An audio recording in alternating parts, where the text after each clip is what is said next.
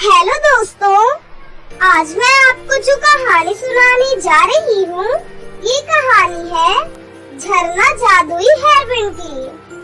तो चलिए दोस्तों, देखते हैं झरना जादुई हेयरबैंड की कहानी।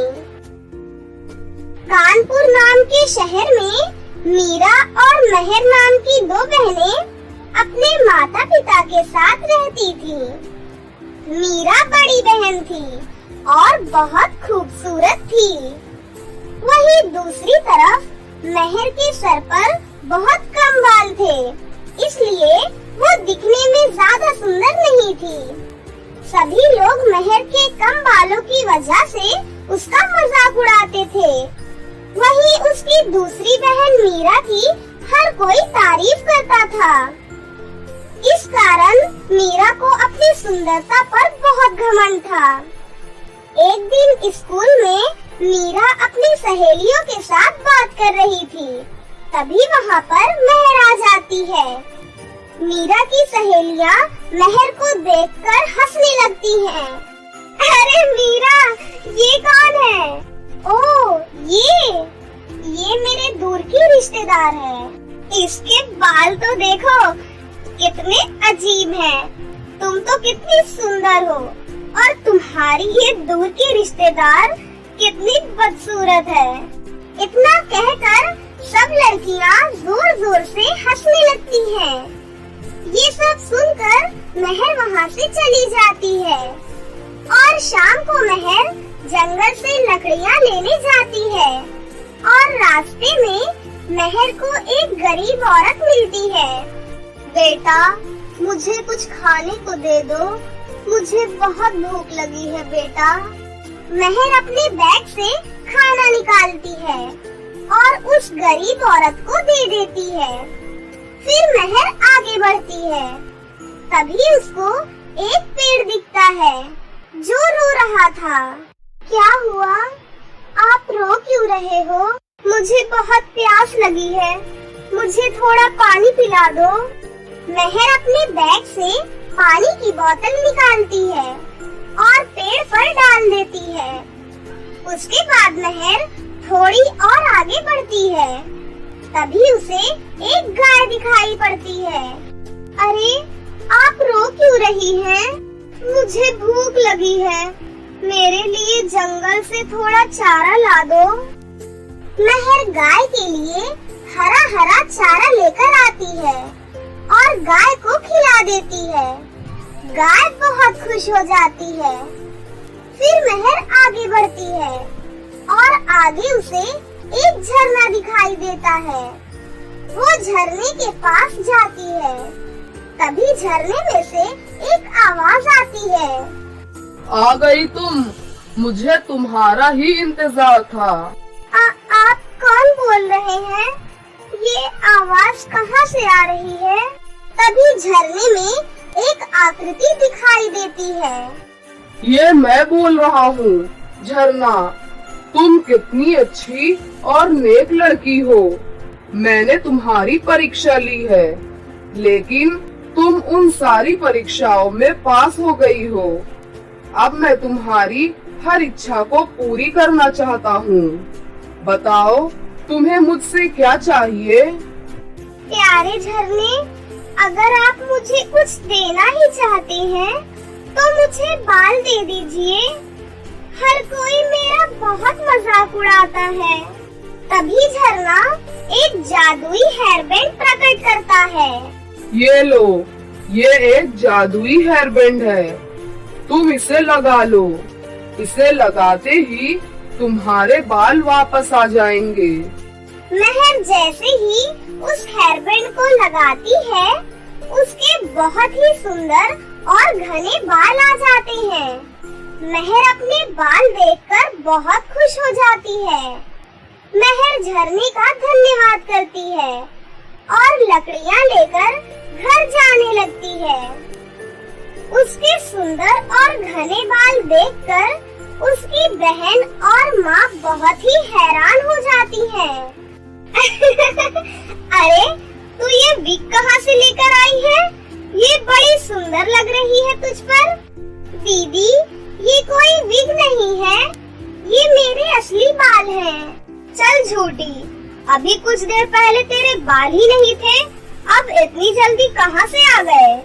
फिर मेहर मीरा को सारी बात बताती है, जिसे सुनकर उसकी माँ बहुत खुश हो जाती है। अगले दिन मीरा और मेहर स्कूल जाती है, तो मीरा की सहेलियाँ मेहर की बहुत तारीफ करती हैं। अरे यार मीरा, तेरी रिश्तेदार तो बहुत ही सुंदर है, तू तो उसके सामने कुछ भी नहीं लग रही है। अरे हाँ, तू तो सही बोल रही है यार, देखो इसके कितने सुंदर बाल हैं। मीरा, तुम तो इसके सामने कुछ भी नहीं लग रही हो। ये सब सुनकर मीरा बहुत चिढ़ जाती है और सोचती है, नहीं, मुझे इस मेहर से ज्यादा सुंदर दिखना है। शाम को जब मेहर लकड़ी लेने के लिए जंगल जाती है, तभी मीरा उससे बोलती है, सुनो मेहर, आज मैं लकड़ियाँ लेने जाऊंगी। तुम रोज रोज जाकर बहुत थक जाती होगी ना, आज तुम आराम करो। लेकिन दीदी, लेकिन वेकिन कुछ नहीं, मैंने कहा ना तुम आराम करो, आज मैं जाऊंगी जंगल में। फिर मीरा जंगल की ओर निकल जाती है। रास्ते में उसे एक गरीब औरत मिलती है। बेटा, मुझे कुछ खाने को दे दो, मुझे बहुत भूख लगी है बेटा। मीरा मन ही मन सोचती है, ओहो, मैं तो अपने लिए खाना लेकर आई हूँ, अगर मैंने इस औरत को दे दिया तो मैं भूखी रह जाऊंगी। ए भिखारन, तुझे शर्म नहीं आती भीख मांगते हुए? भगवान ने तुझे हाथ पैर दिए हैं, खुद अपना खाना लेकर आ, मुझसे मत मांग। मीरा आगे बढ़ती है तो उसे वही पेड़ रोता हुआ नजर आता है। तुम रो रहे हो?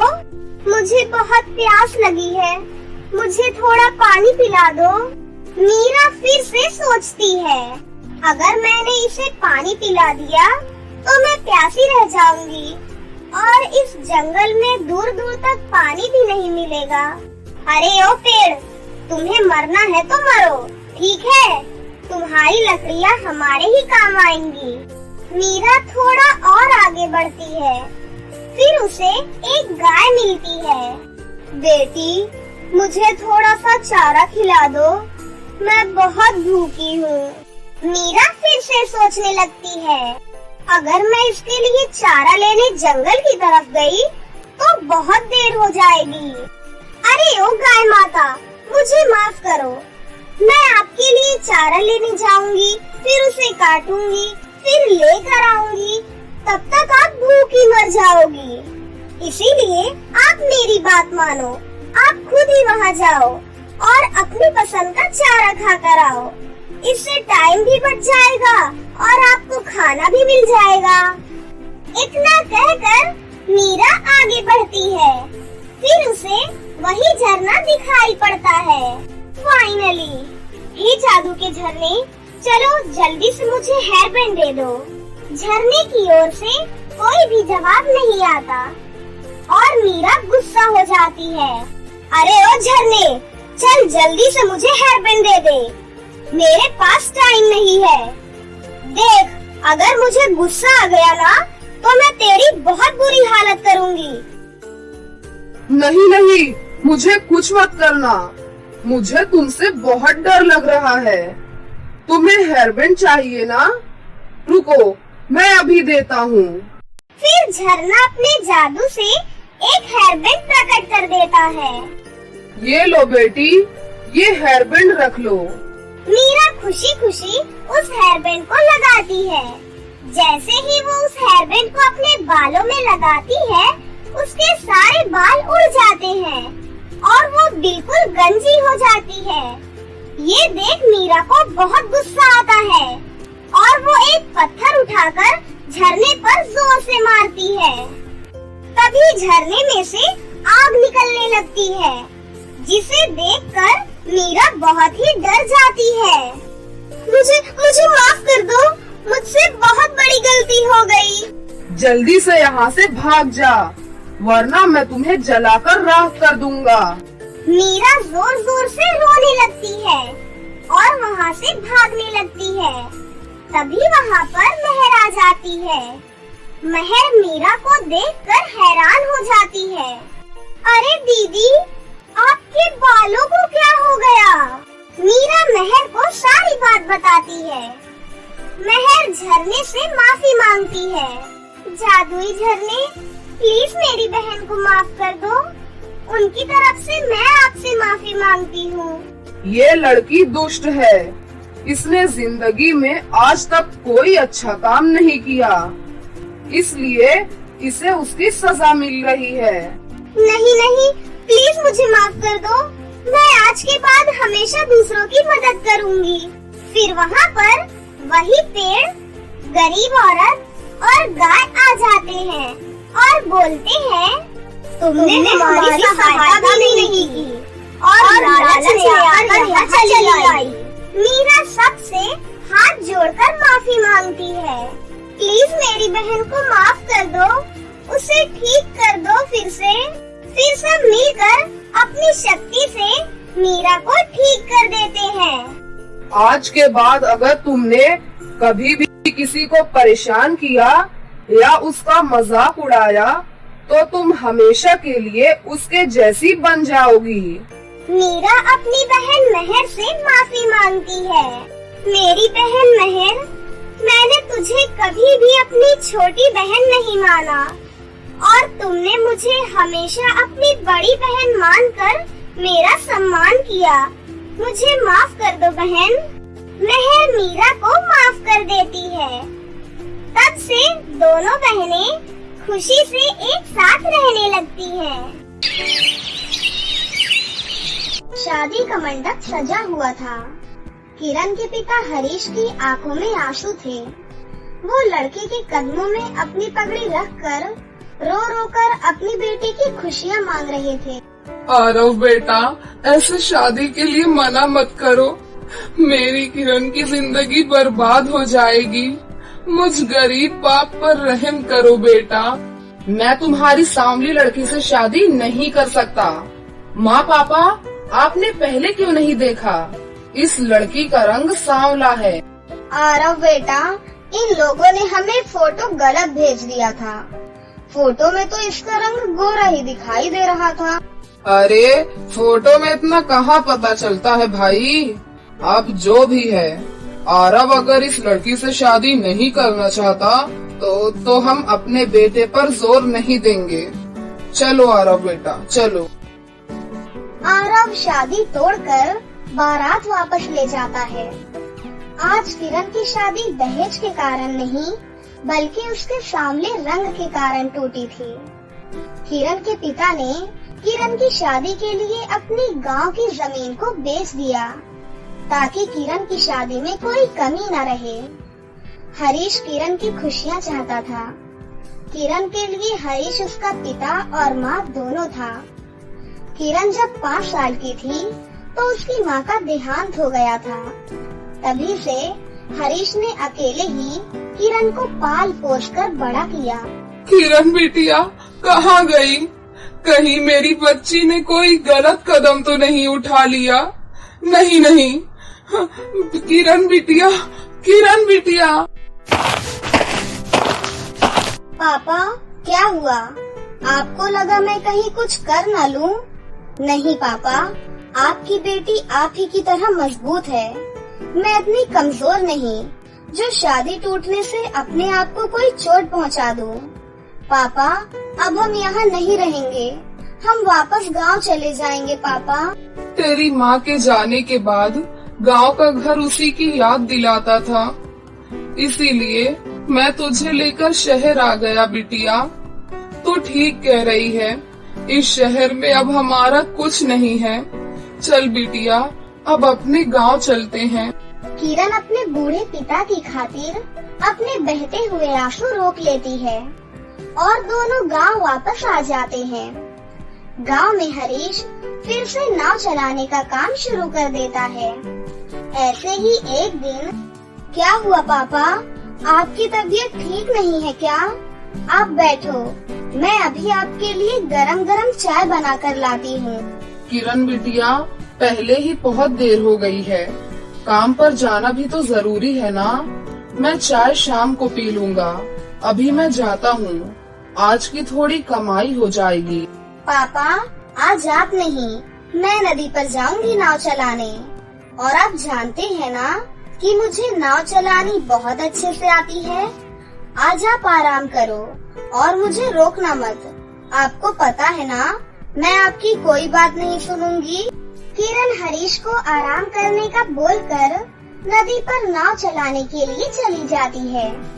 पर किरण जब सवारी को छोड़कर नाव लेकर वापस आ रही थी, तभी कोई बचाओ, मेरा दोस्त नदी में डूब रहा है, बचाओ बचाओ।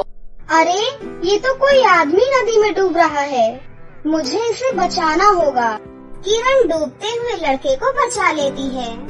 लड़का बेहोश हो गया था। किरण लड़के को देखकर चौंक जाती है। ये तो आरव जी हैं। ये यहाँ पर? हम दोनों यहाँ घूमने के लिए आए थे। अचानक आरव का पैर फिसल गया और ये नदी में डूबने लगा। तुम्हारा बहुत बहुत शुक्रिया, तुमने मेरे दोस्त की जान बचा ली। ये बेहोश हो गए हैं। मेरा घर पास में ही है, आप मेरे साथ मेरे घर तक चलिए। किरण बिटिया, तू जानती है ना, ये वही आरव है जो तुझे बीच मंडप में छोड़कर चला गया था और तू उसे घर ले आई। अभी होश में आए तो इसे यहाँ से जाने के लिए बोल देना। मैं नहीं चाहता कि इसे देखकर तू और दुखी हो और तेरे जख्म ताजा हो जाएं। आरव को होश आ जाता है। वो भी किरण और उसके पिता को देखकर चौंक जाता है। आरव, मेरे दोस्त, तुझे होश आ गया। आज इन्होंने ही तेरी जान बचाई है। तुम्हारा बहुत बहुत शुक्रिया किरण, तुमने मेरी जान बचाई। अब मुझे चलना चाहिए, मैं हमेशा तुम्हारा आभारी रहूंगा। आरव 2 कदम ही आगे बढ़ता है कि तभी वो अचानक से लड़खड़ाकर गिरने लगता है। देखिए, अभी आप इस हालत में नहीं हैं कि आप यहाँ से चले जाएं। आपको 2 से 3 दिन ठीक होने में लगेंगे। आपके सर पर पत्थर लगा था, जिसकी वजह से जख्म है। जब आप पूरी तरह से ठीक हो जाएं, तब आप यहाँ से जा सकते हैं और आप दोनों यहाँ पर रह सकते हैं। हमें कोई आपत्ति नहीं है। किरण बिटिया, तुमने इनको यहाँ क्यों रोक लिया है? जानती है, तू जितना आरव को देखेगी तुझे उतना दुख होगा। पापा, आप ही तो कहते हो, मजबूरी में सबकी सहायता करना हमारा फर्ज होता है। अभी आरव के जख्म ताजा हैं, वो ठीक हो जाएगा तो मैं उसे जाने से नहीं रोकूंगी। किरण का स्वभाव और सेवा भाव देखकर आरव बहुत शर्मिंदा होता है। उसने किरण के साथ इतना बुरा किया। उसके सांवले रंग के कारण उसे शादी के मंडप में छोड़ दिया और आज वही किरण उसकी इतनी सहायता कर रही थी। आरव को वहाँ रहते 2 दिन बीत चुके थे। आरव, किरण तो सचमुच बहुत अच्छी लड़की है। तूने उसके साथ बहुत गलत किया है यार। मेरे दोस्त, अभी भी वक्त है, तू माफी मांग ले और शादी के लिए मना ले। मेरे दोस्त, मेरी तो हिम्मत भी नहीं हो रही है। मैंने इन लोगों के साथ बहुत बुरा किया है यार। अब किस मुंह से माफी मांगू? आरव अभी अपने दोस्त से बात कर ही रहा था कि तभी हरीश की तबीयत बिगड़ जाती है। क्या हुआ पापा? आप कुछ बोल क्यों नहीं रहे हैं? मैं आपको अभी अस्पताल लेकर चलती हूँ। किरण, तुम घबराओ नहीं, मैं तुम्हारे साथ चलता हूँ। देखिए, आपके पिताजी के दिल का ऑपरेशन होगा और वो शहर के बड़े हॉस्पिटल में ही हो सकता है। आप अपने पिताजी को शहर ले जाइए। पापा, तुम्हें कुछ नहीं होगा, मैं तुम्हें शहर ले जाऊंगी। वहाँ अच्छे से हॉस्पिटल में तुम्हारा इलाज करवाऊंगी। तुम चिंता मत करो पापा। किशन, तो एक एम्बुलेंस बुक कर, हम आज ही किरण और उसके पिताजी को लेकर शहर जाएंगे। आरव किरण और उसके पिताजी को लेकर शहर के बड़े हॉस्पिटल में पहुंचता है। किरण के पिताजी को हॉस्पिटल में एडमिट किया जाता है और समय पर इलाज हो जाने के कारण उनकी तबीयत में सुधार आ जाता है। अब घबराने की कोई जरूरत नहीं है। आपके पिताजी का समय पर ऑपरेशन हो गया, इसलिए अब इनकी जान को कोई खतरा नहीं है। बस कुछ दिन और हम इन्हें यहाँ हॉस्पिटल में रखेंगे, फिर डिस्चार्ज कर दिया जाएगा। किरण, अब घबराने की कोई जरूरत नहीं है। तुम्हारे पिताजी ठीक हैं। अपने आंसू पोंछ लो। हरीश को होश आ जाता है और कुछ दिनों बाद उसे छुट्टी मिल जाती है। अरे बेटा, तुमने मेरे लिए जो किया वो अपनों से बढ़कर है। तुम्हारा बहुत बहुत शुक्रिया बेटा। पापा, आप ठीक हो। मेरे लिए इससे बड़ा प्रायश्चित कुछ और नहीं होगा। मेरा एक प्रायश्चित और है। मुझे एक प्रायश्चित और करना है। जो भूल मैंने उस दिन की थी, उस भूल का पछतावा मुझे आज हुआ है। मैं उसको सुधारना चाहता हूँ। मैं आपसे किरण का हाथ मांगता हूँ और मैं जानता हूँ मुझे किरण से अच्छी लड़की कोई और मिल ही नहीं सकती। किरण लाखों में एक है। किरण, क्या तुम मुझसे शादी करोगी? हे प्रभु, तूने मेरी बच्ची की जिंदगी में खुशियाँ भर दी। तेरा लाख लाख शुक्र है प्रभु। और फिर कुछ ही दिनों बाद आरव और किरण की शादी हो जाती है और किरण का जीवन खुशियों भरा हो जाता है। तो दोस्तों, कैसी लगी आपको हमारी ये कहानी? अगर आपको हमारी कहानी अच्छी लगी हो तो इसे जरूर लाइक करें। साथ ही हमारे चैनल को सब्सक्राइब भी कर लें और बेल आइकन को दबाना ना भूलें। मिलते हैं अगली वीडियो में। धन्यवाद।